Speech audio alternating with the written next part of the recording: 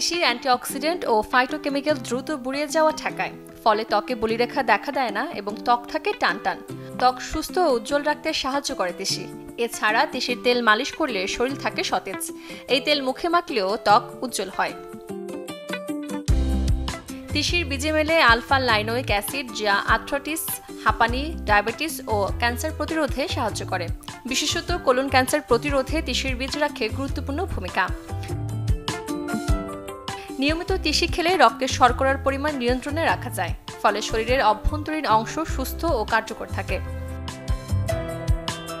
তিসি বীজের লাইগন উপাদান টপি অন্ত্রে সক্রিয় থেকে এমন এক উপাদান তৈরি করে যা হরমোনের ভারসাম্য বজায় রাখতে গুরুত্বপূর্ণ ভূমিকা পালন করে। ওমেগা 3 ফ্যাটি অ্যাসিডের ভালো উৎস তিসির বীজ, ফলে যারা নিরামিষভোজী তারা নিয়মিত তিসির বীজ খেতে পারেন।